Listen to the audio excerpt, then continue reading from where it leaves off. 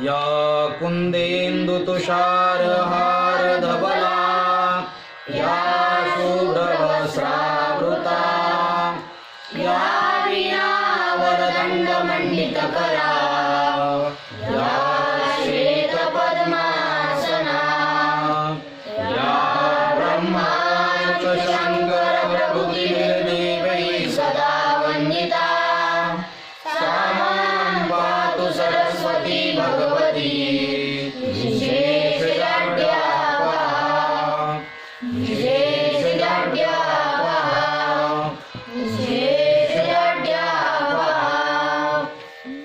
श्रीरङ्गनाथं गुरुराजवर्यं मुमुक्षुनामज्ञानदानैकदक्षं प्रभावती क्षेत्रनिवासिनन्तं नमामि वेदान्तविदां वरिष्ठं ज्ञानं मोहविनाशकं भगवता पार्थाय प्रोक्तं रणे गुह्यं तत्तरणं हिताय जगतो यस्याञ्च स्पष्टीकृतं ज्ञानेन सलिलया विकथिता देशीयभाषासु यावच्चन्द्रदिवाकरो विजयां सा नाम ज्ञानेश्वरी सा नाम ज्ञानेश्वरी सा नाम ज्ञानेश्वरी। ॐ नमो जियाद्या वेदप्रदीपाद्या जय जय स्वसंवेद्या आत्मरूपा देवा तुझी गणेशु सकलार्थमती प्रकाशु मने निवृत्तिदासु अमरारी जोगी।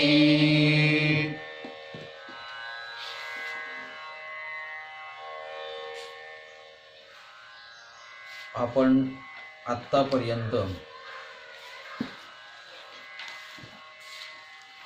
ज्ञानोबरायांनी साकारलेला वाङ्मय रूप गणपती,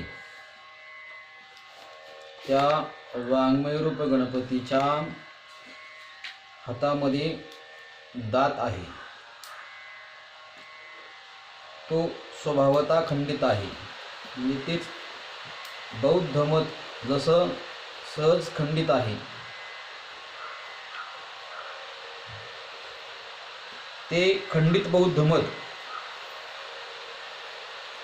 त्या बौद्ध मताविषयी ज्ञानेश्वरीवरच्या अनेक भाष्यकारांनी आत्तापर्यंत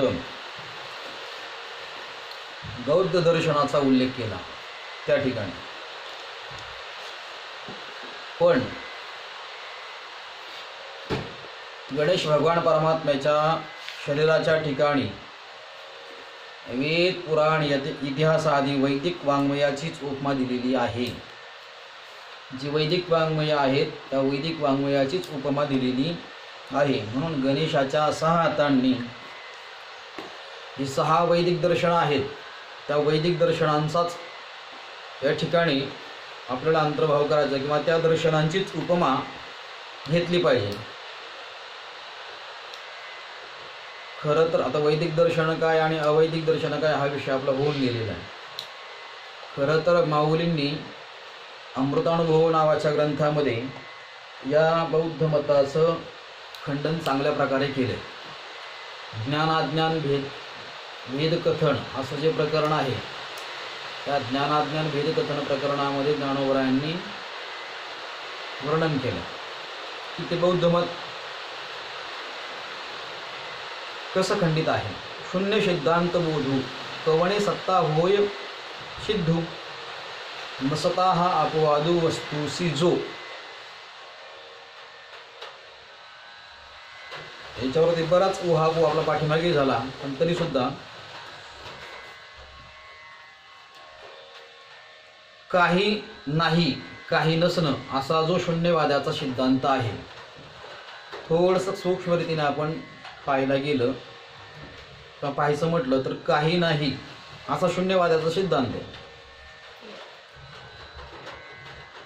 ज्ञानोबा विचारतात त्या काही नाहीचं ज्ञान कोणाच्या सत्तेवर होत आहे? काय शून्य सिद्धांत बोधू, या शून्य रूप सिद्धांताचा बोध कवणे सत्ता होय सिद्ध, कोणाच्या सत्तेवर तो सिद्ध होतोय किंवा अभावाची सिद्धता करण्याकरता कोणाची तरी सत्ता असावी लागेल की नाही. शून्याची सिद्धता करण्याकरता कोणाची तरी सत्ता असावी लागेल, सत्ता असल्याशिवाय त्याची सिद्धता होणार नाही. तो कोणाच्या सत्तेवर त्याचं ज्ञान होतंय. वास्तवात विचार जर केला तर हा अपवाद त्या वस्तूच्या ठिकाणी परब्रह्म स्वरूपाच्या ठिकाणी हा अपवाद म्हणजे आरोप आहे. सर्वत्र शून्य आहे अशी परिस्थिती जर असेल तर या परिस्थितीची सिद्धता, परिस्थितीचा प्रत्यय, परिस्थितीची प्रतीती कोणाच्या सत्तेवर होईल, कोणाच्या सत्तेवर होणार नाही. किंवा हा जो बोध आहे तो कोणाला झालेला आहे का किंवा कोणाच्या सत्तेने होतो. जर तुम्ही म्हणाल की कोणाच्या सत्तेने सिद्ध होत नाही म्हणजे सिद्ध करणारा कोणीच नाही असं जर असेल, कोणाच्या सत्तेवर तो सिद्ध होत नाही किंवा त्याचं ज्ञान होत नाही किंवा कोणीच सिद्ध करणारा नाही, शून्यच आहे, तर मग शून्य सर्व शून्य आहे हे सिद्ध होत नाही.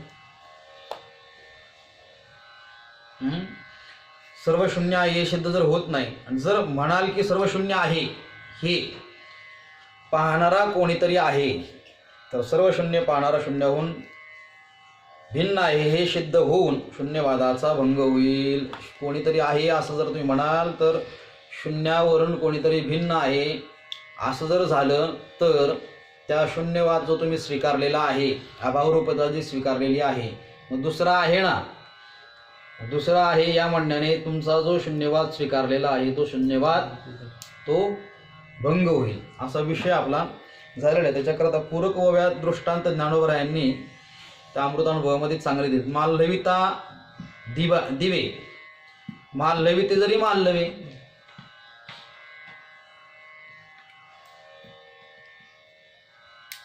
तर दीपू नाही ये फावे कोणाशी गा, कोणाशी पा, दीपू नाही ये फावे कोणाशी पा. दिवा मालवणारा त्या मालवणाऱ्याने दिवे मालवले, विजवले आणि तो मालवणाराच नाहीसा झाला. काय तो मालवणाराच जर नाहीसा झाला तर दिवा नाही हे कोण सांगणार. दृष्टांत किती भारी दिलीत बघा ज्ञानोबरायांनी. दिवा मालवणारा आहे, त्या मालवणाऱ्याने तो दिवा मालवला आणि दिवा मालवणाराच नाहीसा झाला तर दिवा आहे हे कोण सांगणार. कोणी सांगू शकत नाही. किंवा दिवा नाही हे कोणी सांगू शकत नाही. त्याचं पुढची वेळ अशी की निदे चेनी आलेपणे निदेले ते जाय प्राणे तर नीद भली हे कोणी जाणीजे.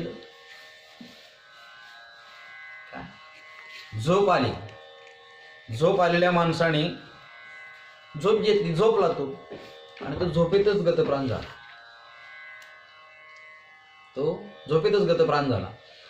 झोपेत गतप्राण झाल्यानंतर मी चांगला झोपलो होतो, अहम सुखम स्वापसम, काय मी सुखी झोप घेतली, मी चांगली झोप घेतली, मी अत्यंत सुंदर झोपलो होतो हे कोण सांगणार.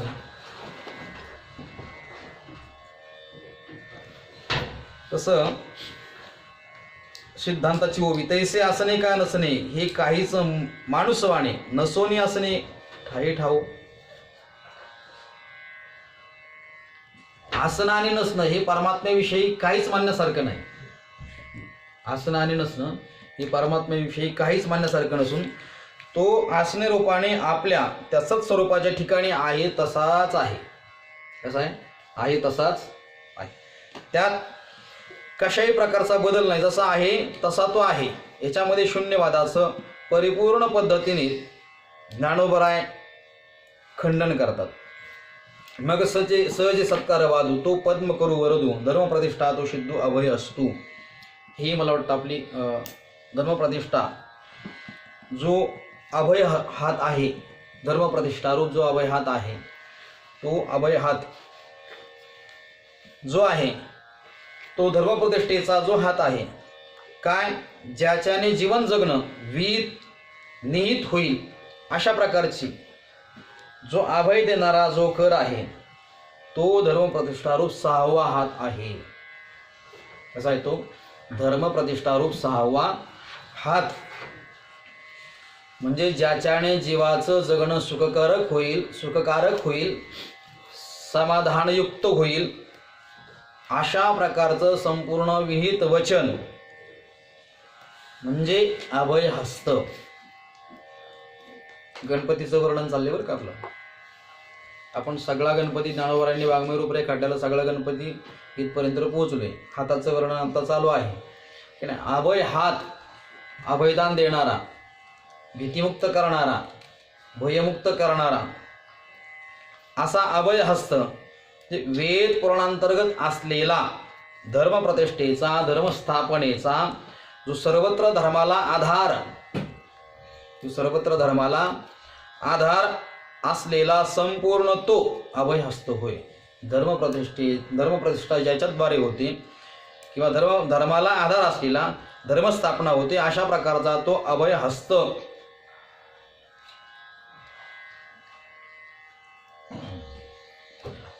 तो 6वा हात आहे.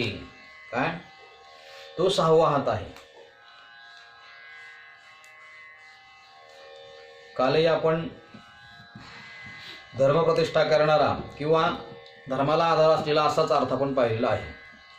आणि जीवांना भोग देण्याविषयी किंवा जीवाने हे करावं हे करू नये अशा प्रकारचं सयज्ञ प्रजा सृष्टवा पुरोवाच प्रजापती इथं जे वर्णन आहे ना, ते म्हणजे विघ्नाने भयभीत झालेल्या लोकांना भयमुक्त करणारा असा तो 6वा हात, धर्मप्रतिष्ठारूप 6वा हात आहे. देखा विवेकवंतो सविमळू,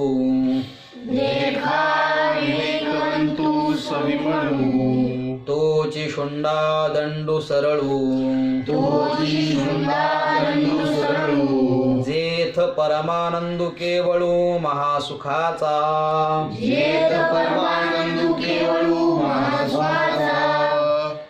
जेथ केवळू महासुखाचा परमानंदू, तोची विवेकवंत सुविमळू शुंडा दंडू सरळू देखा. पहा, अत्यंत शुद्ध असा जो नित्यानित्य विचार, हाच तो गणपतीचा सोंडीचा सरळ सोट असून त्या सोंडीत महासुखालाही होणारा शुद्ध परमानंद आहे. काय? महासुखाचा परमानंद. कोणाचा? महासुखाचा परमानंद त्या गणपती बाप्पाच्या गजाननाच्या सरळ सोंडेचा जो सोट आहे किंवा त्या सोंडेत महासुखालाही परमानंद, शुद्ध असा परमानंद मिळतो. काय?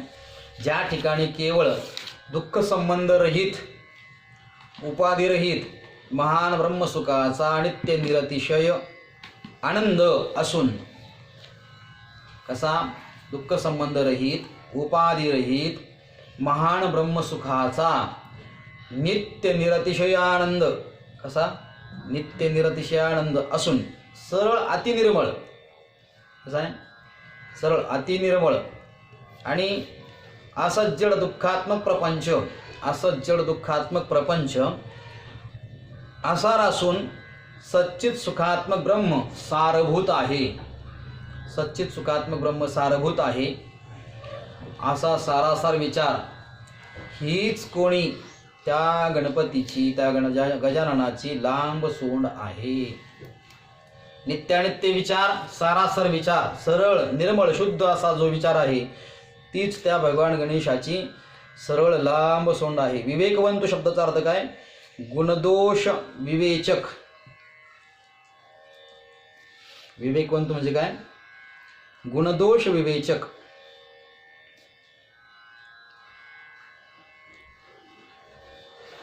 विवेकवंत दुसरा त्याचा अर्थ असा आहे, दृश्यमान जगत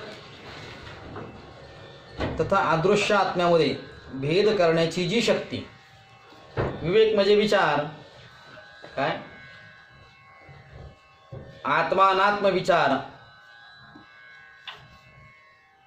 तो आहे विवेक. दृश्यमान जगत तथा अदृश्य आत्म्यामध्ये भेद करण्याची जी शक्ती ती, किंवा ही शक्ती ज्याच्याकडे आहे तो आहे विवेकवान. आणि विवेकवंतो सुविमळू, चांगला, निर्मळ, अतिशय निर्मळ, अतिनिर्मळ. कसा? अतिनिर्मळ. तो जी शुंडादंडू सरळू जेथ परमानंदू केवळू महासुखाचा, केवळू महासुखाचा जेथ परमानंदू, अशी त्या भगवान गणेशाची ती लांब सरळ सोंड आहे. कशी आहे? सरळ. महासुखाला सुद्धा जिथे परमानंद व्हावा अशा प्रकारची, किंवा महासुखाने सुद्धा शुद्ध परमानंदाची प्राप्ती करायची असेल तर भगवान गणपती बाप्पाच्या सोंडेकडे पाहावं. गजानन, ठीक आहे, त्या गजाननाच्या सोंडेकडे पाहावं. हा दुःख संबंध राहित्य, उपाधी राहित्य आणि नित्य निरतिशय आनंदता. काय? दुःख संबंध राहित्य, उपाधी राहित्य आणि नित्य निरतिशय आनंदता, अतिनिर्मळता. आता नित्य निरतिशय आनंदता म्हटल्यानंतर अतिनिर्मळता, अतिनिर्मळता असा सारासार किंवा असं जड दुःखात्मक प्रपंच, आसार आणि सच्चित सुखात्मक ब्रह्मसारभूत असं जड दुःखात्मक काय आहे? प्रपंच. आणि सच्चिदानंद सारभूत काय आहे? ब्रह्मस्वरूप. असा सारासार विचार हीच कोणी एक त्या भगवान गणपतीची लांब सोंड आहे. कशी? लांब सोंड. तरी संवादु तोची दशनु, तरी संवादु तोची दशनु, जो समता शुभ्रवर्णो, जो समता शुभ्रवर्णो, देवो उन्मेष सूक्ष्मेक्षणो विघ्नराजू, देवो उन्मेष सूक्ष्मेक्षणो विघ्नराजू, देवो उन्मेष सूक्ष्मेक्षणो विघ्नराजू. कसा? तरी संवाद तोची दशणू, दशणू म्हणजे दात. गुरु शिष्य संवाद हाच त्या गणपतीच्या मुखातील दात आहे. काय? गुरु शिष्य संवाद हाच त्या गणपतीच्या मुखातील दात आहे किंवा असून ब्रह्मज्ञानाने प्राप्त होणारी जी भूतमात्रांच्या ठिकाणची समता हा त्या दातांचा पांढरा रंग आहे. गुरु शिष्य संवाद रूपी हा दात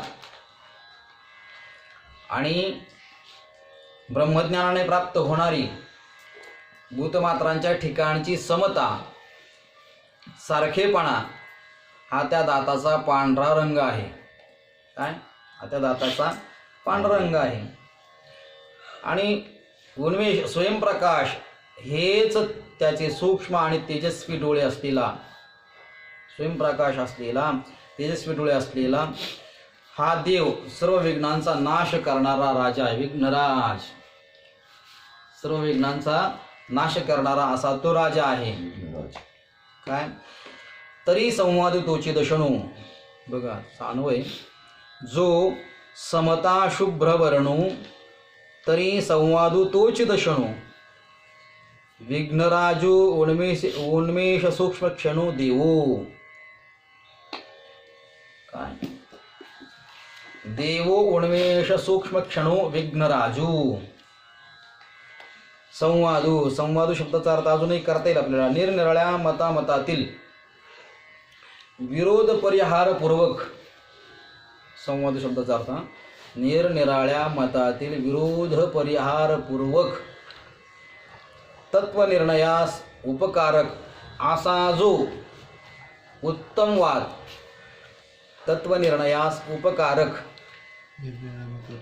वेगवेगळ्या मतातील विरोध परिहारपूर्वक तत्वनिर्णयास उपकारक वेगवेगळ्या मतातील विरोध परिहारपूर्वक तत्वनिर्णयास उपकारक असा जो उत्तम वाद, त्याला संवाद म्हणतात.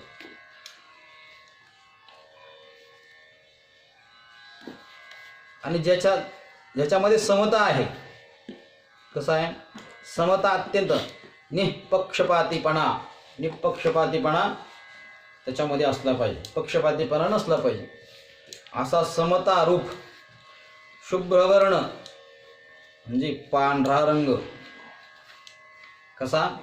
शुभ्रवर्ण म्हणजे पांढरा रंग, दंतकांती,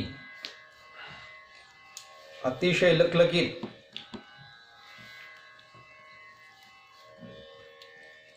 असा विघ्नराज उन्मेष सूक्ष्म व तेजस्वी डोळे असलेला हा देव सर्व विघ्नांचा काय आहे? राजा आहे. तत्वनिर्णयाला उपकारक असलेला तो संवाद, तोच काय आहे? त्या भगवान गणेशाचा दात आहे. आणि तो दात कसा आहे? निपक्षपाती असलेला तो शुभ्रवर्ण पांढऱ्या रंगाचा अतिशय तेजयमान दंतकांती, कशी आहे? अतिशय पांढरा शुभ्र. आणि त्या भगवान विघ्नराजाचे डोळे कसे आहेत? उन्मेष सूक्ष्म क्षण विघ्नराजू, सूक्ष्म व तेजस्वी डोळे. कसा? सूक्ष्म आणि तेजस्वी डोळे. गणपतीचे डोळे बारीक आहेत ना असे, बरोबर आहेत ना? काही काहींचे डोळे फार मोठे असतात, पण त्याच्यामध्ये सूक्ष्मता नसते.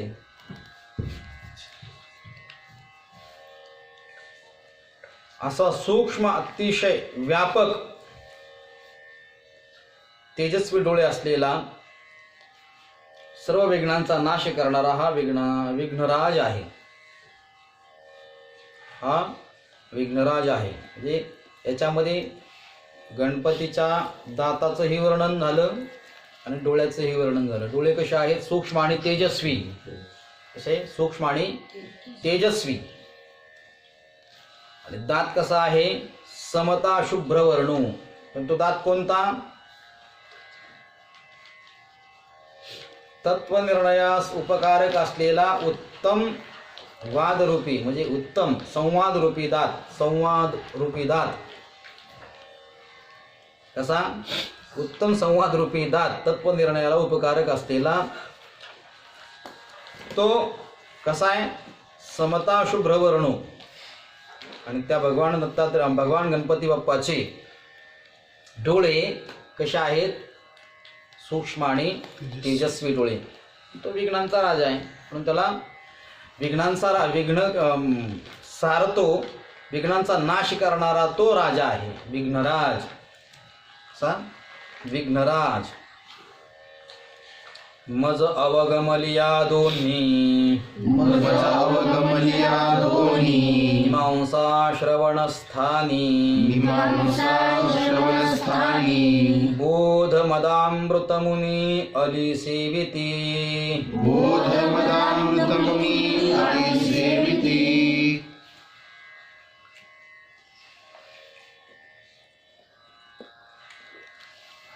दोन्ही मीमांसा मज श्रवणस्थानी अवगमलिया,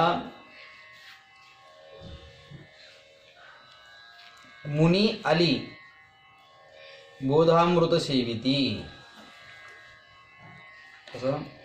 दोन्ही मीमांसा मज श्रवणस्थानी अवगमलिया, मुनी आली बोधमदामृत सेविती. काय करतात? मला त्या भगवान गणेशाच्या दोन्ही कानांच्या ठिकाणी मीमांसा प्रतीतीला येतात. कुठल्या मीमांसा? पूर्व मीमांसा आणि उत्तर मीमांसा. जैमिनीकृत पूर्व मीमांसा आणि बादरायणकृत उत्तर मीमांसा. जैमिनीकृत पूर्व मीमांसा आणि बादरायणकृत उत्तर मीमांसा अशा दोन मीमांसा मला त्या भगवान गणेशाच्या कानाच्या ठिकाणी प्रतीतीला येतात किंवा आहेत. आणि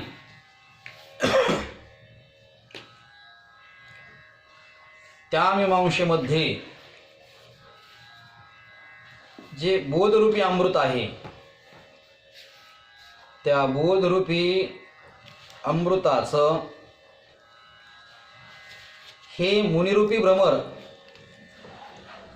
काय करतात? त्या ज्ञानरूपी मदामृताचं, ज्ञानरूपी अमृताचं हे मुनिरूपी भ्रमर, श्रवण मननाचा गुंजाराव करणारे ते भ्रमर, मुनिरूपी भ्रमर श्रवण मननरूपी गुंजाराव करून त्या गंडस्थळातील त्या ज्ञानामृताचं सेवन करतात. काय करतात?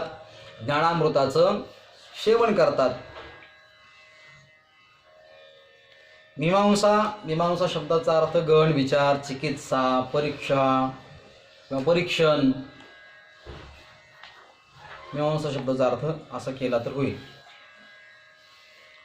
दोन्ही मीमांसा या मला दोन्ही कानांच्या ठिकाणी भासतात, प्रतीतीला येतात. आणि ज्ञानामृत हाच कोणी मध असून, काय? ज्ञानामृत हाच कोणी मध असून ते मुनिरूपी भ्रमर त्याचं सेवन करतात.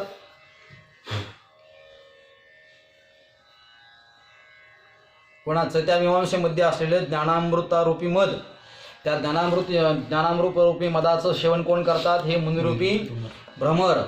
पण ते ज्ञानामृताचा मध असा आहे ज्याच्यामध्ये त्या मीमांसा मला प्रतीतीला कुठे येतात?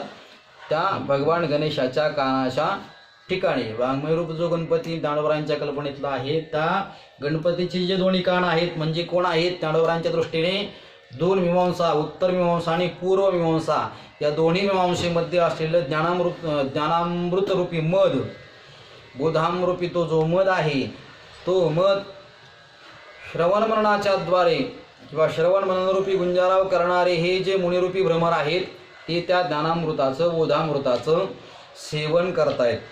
अलिसेविती. कुठे? त्या गंडस्थळामध्ये, भगवान गणेशाच्या गंडस्थळामध्ये.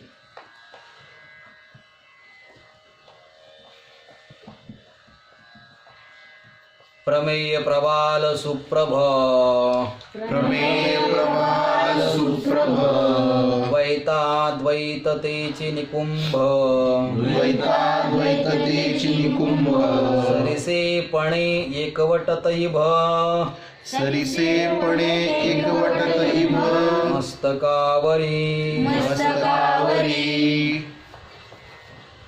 प्रमेय प्रबाल सुप्रभ इभ मस्तकावरी, द्वैताद्वैततेची निकुंभ, सरिसेपणे एकवटत.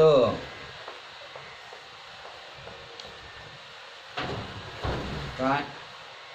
श्रुती स्मृतीमध्ये सांगितलेल्या द्वैत व अद्वैत सिद्धांताचा प्रमेय प्रबाल सुप्रभ,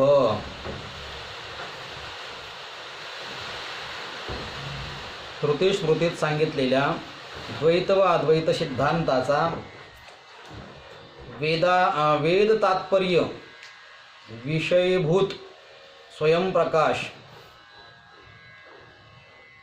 सिद्धांताचा वेद तात्पर्य विषयभूत स्वयंप्रकाश अखंड चेतनता यामध्ये समन्वय आहे.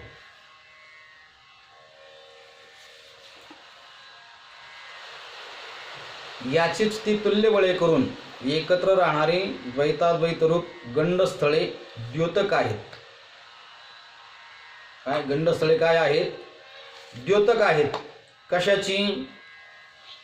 श्रुती स्मृतीत सांगितलेला द्वैत अद्वैत सिद्धांत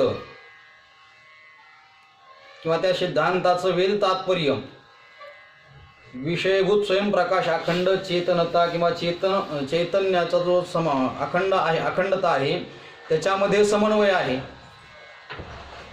याचीच ती दोन गंडस्थळे व ती गंडस्थळं तुल्य बळे करून एकत्र राहणारी द्वैताद्वैत रूप अशी ती गंडस्थळे द्योतक आहेत. वेदशास्त्र पुराणातली सिद्धांत रूपी पोवळ्याच्या प्रवाल शब्दाचा अर्थ आहे पोवळ. काय? पोवळे. सिद्धांत रूपी ही पोवळी अलंकाराने तेजस्वी दिसणाऱ्या गणपतीच्या मस्तकावर द्वैत आणि अद्वैत ही दोन गंडस्थळं आहेत. त्या गणपतीच्या मस्तकावर काय आहेत? गजाननाच्या मस्तकावर द्वैत आणि अद्वैत रूपी ही दोन गंडस्थळं आहेत. आणि ती गंडस्थळं वेदशास्त्र पुराणातील सिद्धांत रूपी पोवळ्याच्या अलंकाराने तेजस्वी दिसत आहेत. मग ती द्वैताद्वैत खंडन मंडनाच्या बाबतीत समान बलाची असल्यामुळे सारखेपणाने मस्तकावरती एकत्रित आले. काय? द्वैताचं आणि अद्वैताचं खंडन मंडनाच्या बाबतीमध्ये समानता आहे, म्हणून ती कुठे आहेत? मस्तकावरती एकत्रित झालेत. म्हणजे द्वैताचं आणि अद्वैताचं समानता दाखवणारी ही दोन गंडस्थळं आहेत. काय? कुठल्या बाबतीमध्ये समानता आहे? खंडन मंडनाच्या बाबतीतली जी समानता आहे, तुल्यबळ आहेत द्वैत आणि अद्वैत, त्या दोघांची ही समानता हा सारखेपणा दाखवण्याकरता त्या गंडस्थळाची उपमा ते गंडस्थळ या ठिकाणी ज्ञानोबराय सांगतात. इव शब्दाचा अर्थ आहे हत्ती. काय? इव मस्तकावरी गंडस्थळ. इव शब्दाचा अर्थ काय? हत्ती.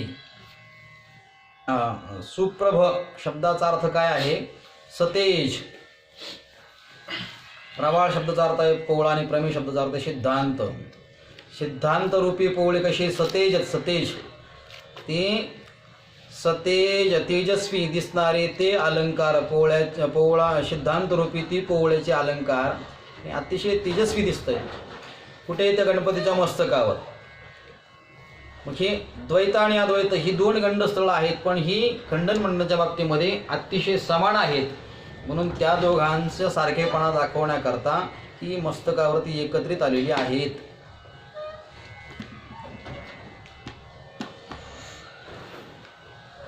उपरी दशोपनिषदे जिये उदारे ज्ञान मकरंदे तिये कुसुमे मुगुटी सुगंधे शोभती भली.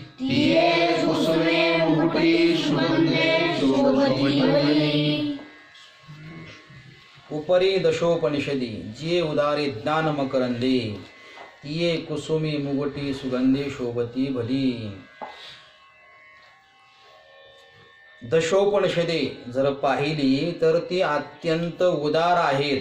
ज्ञान मकरंद त्याच्यामध्ये ठासून भरलेला आहे आणि ज्ञान मकरंद देण्यामध्ये जे अत्यंत उदार आहेत अशी ती उदार ज्ञानमकरंदाने भरलेली ती दशोपनिषदे, शुद्ध मद असलेली, ज्ञानाचा शुद्ध मद असलेली, ती व्यापक ज्ञानाचा शुद्ध मद असलेली ईशावास्यादी जी दशोपनिषद आहेत, हीच कोणी सुगंधी फुलं त्या गणपती बाप्पाच्या मुकुटावरती अतिशय शोभायमान दिसत आहेत. शोभती भली, चांगली शोभतात, सुंदर शोभतात, किंवा त्या गणपती बाप्पाच्या मुकुटाला सुंदरपणा या दशोपनिषदामुळे आलेला आहे का? तर त्या दशोपनिषदामध्ये असलेला जो ज्ञानमकरंद आहे तो अतिशय शुद्ध असा आहे. म्हणजे ज्ञानाचा शुद्ध मद, ज्ञानरूपी शुद्ध मद त्या उपनिषदामध्ये असल्यामुळे त्याचा एक वेगळा सुगंध आहे. आणि अशी सुगंधित असलेली ती दशोपनिषद रूपी सुगंधित फुले त्या गणपतीच्या मुकुटावरती अतिशय सुंदरपणाने शोभत आहेत, अतिशय सुंदर शोभत आहेत. आकार चरण युगुल, आकार चरण युगल, उकार उदर विशाल, उकार उदर विशाल, मकार महामंडल मस्तकाकारी, मकार महामंडल मस्तकाकारे. आकार चरण युगुल, उकार उदर विशाल, मकार महामंडल मस्तकाकारी. ओंकारातल्या ज्या 3 मात्रा आहेत, आकार, उकार आणि मकार, पैकी आकार ही जी मात्रा आहे त्या गणपतीची ती 2 पाय आहेत. गणपती बाप्पाच्या पायाची ठेवण जी आहे ज्ञानोबरायांच्या वाङ्मयरूप गणपतीच्या पायाची जी ठेवण आहे म्हणजेच ती कोण आहे तर ओंकारातील आकार मात्रा आहे. आणि उकार मात्रा कुठे आहे? वाङ्मयरूप गणपतीची वाङ्मयरूप गणपतीची मूर्ती साकारात आणा. ज्ञानोबराय सांगतात की ही जी उकार मात्रा आहे ना ती गणपती बाप्पाच्या पोटाच्या ठिकाणी आहे. उकार उदर विशाल म्हणजे उकार मात्रा म्हणजे त्या गणपती बाप्पाचं गजाननाचं पोट आहे. आणि मकार महामंडल मस्तकाकारे, मोठं मकार म्हणजे मोठं वाटोळं मस्तक आहे. महामंडल मोठं मकार म्हणजे मोठं मस्तक त्या गणपती बाप्पाचं ही मकार ओंकारातली मकार मात्रा आहे. ओंकारातील आकार मात्रा गणपती बाप्पाचे दोन्ही चरण, उकार मात्रा गणपती बाप्पाचं पोट आणि मकार मात्रा गणपती बाप्पाचं मोठं डोकं, वाटोळे वेटोळे असं मोठं डोकं, वाटोळं असं मस्तक, ते मस्तक गणपती बाप्पाचं म्हणजे त्या ओंकारातली मकार मात्रा आहे. आकार, उकार आणि मकार या 3 मात्रा त्या गणपतीच्या ठिकाणी ज्ञानोबरायांनी आपल्याला दाखवून दिल्या की आकार मात्रा म्हणजे चरण, उकार मात्रा म्हणजे पोट आणि मकार मात्रा म्हणजे मस्तक, मोठं वाटोळं मस्तक. असं हे तिन्ही एकवटले, हे तिन्ही एकवटले, हे तिन्ही एकवटले, तेत शब्द ब्रह्म कवळले, तेच शब्द ब्रह्म कवळले, ते मिया श्री गुरु कृपा नमिले आदिबीज, ते मिया श्री गुरु कृपा नमिले आदिबीज. हे तिन्ही एकवटले. ह्या आकार उकार मात्र या एकत्रित झाल्या असता, एकत्रित झाल्यावर, एकत्रित झाल्याने तेत शब्द ब्रह्म कवळले. तो ओंकार ज्या आकाराला प्राप्त होतो त्या आकारात संपूर्ण वेद संक्षेपाने समाविष्ट होतो. काय शब्द ब्रह्म कवळले समाविष्ट होतं, एकत्रित येतं. हे आकार आणि उकार आणि मकार या 3 मात्रा एकत्रित आल्या असता संपूर्ण शब्द ब्रह्म एक होतं किंवा संपूर्ण शब्द ब्रह्म या 3 मात्रामध्ये एक वाटतं, समाविष्ट होतं. आणि असा जो ओंकार सर्व मंत्राचा जो आदिबीज आहे, सर्व मंत्राचा आदिबीज असलेला असा ओंकार किंवा जगाचं प्रथम कारण, जगाचं आदिबीज आद्या, तो ओंकार स्वरूप गणपती बाप्पा, त्या गणपती बाप्पाला, गणपती देवतेला मी श्री गुरुकृपेने नमस्कार करतो. इथपर्यंत ज्ञानोबरायांनी वाङ्मयरूप गणपती साकारताना सुद्धा उपक्रम उपसंहाराची एक वाक्यता, कुठेही त्याच्यामध्ये बदल झालेला नाही. ओंकाराचं सर्व मंत्राचं आदिबीज, सर्व जगाचं आदिबीज, आद्य कारण, प्रथम कारण, जसं ओम नमो जी आद्या, इथं ते मिया श्री गुरु कृपा नमिले आदिबीज, जी उपक्रम उपसंहाराची एक वाक्यता आहे. म्हणजे वाङ्मयरूप गणपती साकारताना सुद्धा ज्ञानोबरायांनी उपक्रम उपसंहाराची एक वाक्यता अत्यंत चपखलतेने जोपासलेली आहे. अतिशय सुंदर ज्ञानोबरायांचा हा वाङ्मयरूप गणपती या 20 ओव्यामध्ये ज्ञानोबरायांनी रेखाटलेला आहे. आणि हा वाङ्मयरूप गणपती आपल्या नजरेसमोर जेव्हा संपूर्ण आकृती येईल तेव्हा तो गणपती बाप्पा आपल्या जवळची किंवा आपल्यावरती येणारी संपूर्ण विघ्न दूर केल्याशिवाय राहणार नाही, असा हा विघ्नराज गणपती बाप्पा की जो त्रेतायुगामध्ये सांगितला गेला, तो षडभुजा गणपती ज्ञानोबांनी या ठिकाणी रेखाटला. आता उद्या शारदा मातेला ज्ञानोबाला नमन करतील. आता अभिनव वाग्विलासिनी जी चातुर्य अर्थ कला कामिनी ते शारदा विश्वमोहिनी नमिलिनी. या उद्या म्हणजे ज्ञानोबांनी नमस्कार केलेला आहे, पण आपला विषय उद्या होणार आहे. कुंडलिकावर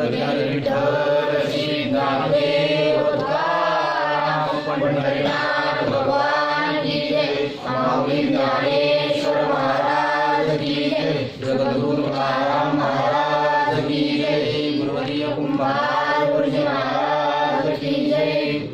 ओम पूर्णमद पूर्णमिदं पूर्णात् पूर्णमुदच्यते पूर्णस्य पूर्णमादाय पूर्णमेवावशिष्यते. ओम शांती शांती शांती.